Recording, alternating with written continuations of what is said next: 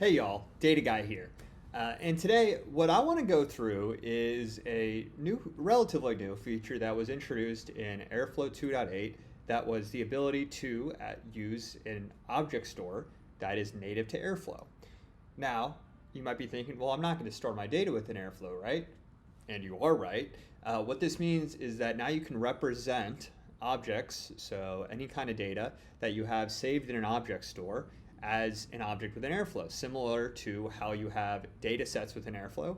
Now you have objects that can represent an object that doesn't necessarily need to be within a database, but can be stored within an S3 bucket or an Azure Container Instance or a Google Cloud Storage bucket. Similar to how you would access any of those, you can now reference them within Airflow just like you would a data set. Because object storage is basically now the back end to these data lakehouse systems, and so you need kind of that flexibility in being able to not just reference data sets and changes them, but also objects. So what I'm going to do is first just break down the basics around object storage within Airflow and how it works. And then I'll show you some actual real world use cases of how you can use object storage for things like MLOps workflows. So without further ado, let's get into it. So we're not just going to stay in docs the whole time. I want to show you this actually in real time. And so what I want to show you first is just how these are represented within the datasets tab. So here you can see we have this file include bears.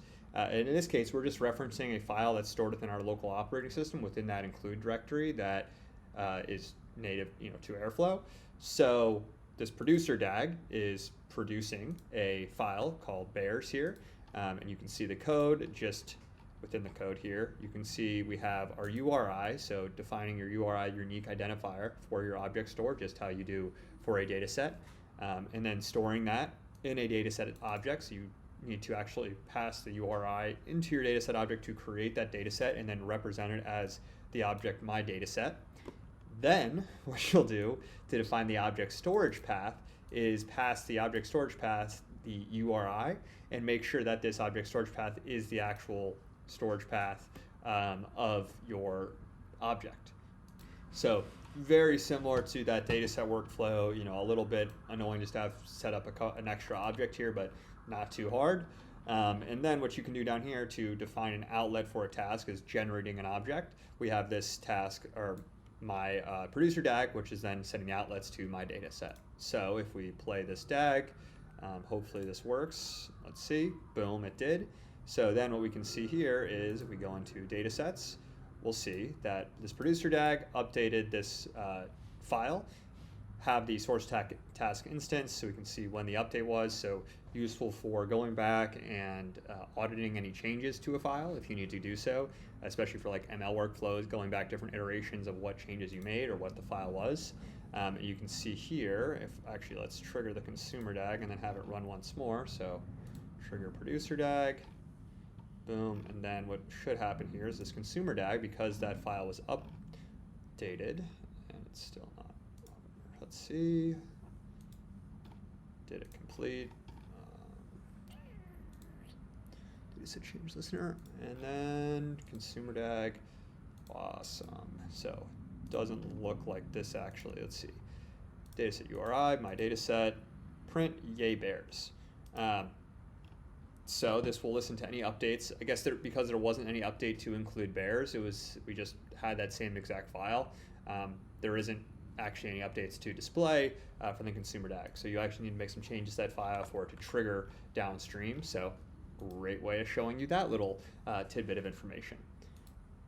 Now there are also some other use cases for this new object storage object. So you also can use object storage as a backend for your DAGs.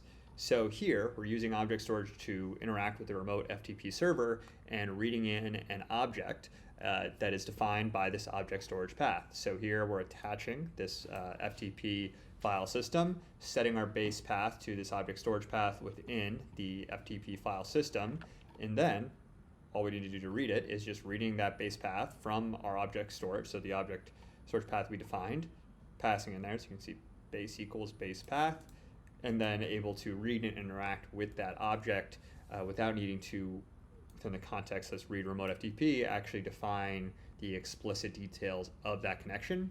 And that has the benefit of making this connection be able to use multiple times across this DAG, across many different DAGs, and you only have to define this object storage path once, and then you can use it wherever you need to. So really cool for if you're interacting with any kind of external service a lot, making it easier and just kind of eliminating some of that boilerplate code that you would previously need to write to interact with those, just that long string to connect to that file storage and read a file from it. This is eliminating that by having everything kind of come through this ubiquitous object storage path that can be used as an overlay for really any kind of object storage backend. So it doesn't matter if it's an S3 bucket or an FTP file system, you can interact all with them through the same syntax through the object storage path. And then you have the added benefit of you can kind of templatize your DAGs more because you can just change, hey, these are all using the same object storage path object to connect to, but maybe this dev DAG is actually interacting with the dev object in S3, and then for production it's going to interact with GCS, and you can still represent them the same through that object storage path object there. So just kind of thinking out loud of different ways that you can use this feature to actually improve your day-to-day life. Then we also have the file transfer operator. So this is another example of being able to use it, the fact that these objects are anonymized essentially, they're all treated the same, and how you can then use that to have these universal kind of IO operators like the file transfer operator, which is using the object storage paths under the hood. So with this example, we can see here is we have our AWS connection that is actually backending into two different paths. So we have source and destination. So lyrics and lyrics copy with mensch copy there. And so here, I just want to show how the file transfer operator and object storage makes this historically kind of annoying task to write out because there's just so much boilerplate code you have to write very easy. Here you just have your connection ID that you can define, just like you had any connection ID. It's actually the same exact connection ID, so they should have just used like a generic con ID here. But this helps with readability since this is for a webinar. And then you also have the path source and path destination here, and both of these are just are visualized by these object storage paths. Well, both of these use S3. This could also be between an S3 and a GCS bucket, between S3 and an FTP server, between any kind of object storage location, and really just making that process that before you had to have specific operators for or build your own specific operator. Now you have this generic file transfer operator that can work with any two object storage locations. So nice quality of life improvement when you're actually dealing with and interacting with object data. Now, I want to show you kind of a more complex DAG, showing this in more of an MLOps use case here. So, or not MLOps, but just more actual kind of real world use case and how it makes it a little bit better. So here, basic DAG, or not basic, but relatively similar to production DAG, where we're listing some files, reading their content, dynamically mapping this to read multiple files in parallel, printing their properties, renaming them, creating a new file, and collating all those different files into a single one.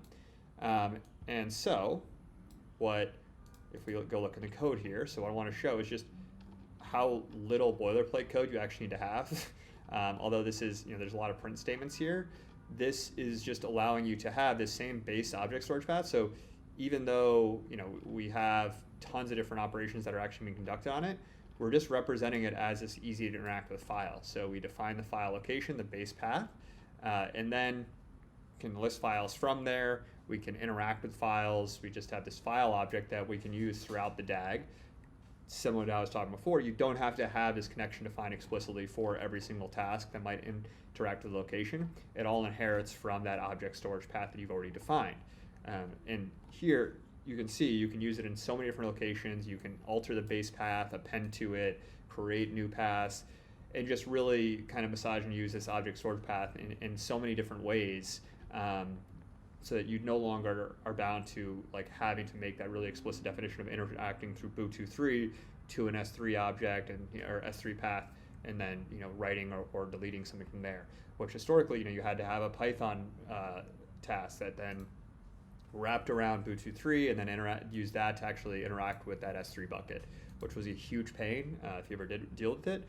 And so now you have this object storage path that you can it doesn't matter if it's S3. You still can treat that like any other object store. You can write those common actions, and really just eliminates a lot of the friction in interacting with object store data within Airflow. So that's all I wanted to go over today. I wanted to just make a really focused video on just what object storage looks like in Airflow today, give you an idea of how to use it, how it can improve your day-to-day life with Airflow. So I hope you've enjoyed this video. I hope you've learned something, and I hope you have a great rest of your day. Data Guy out.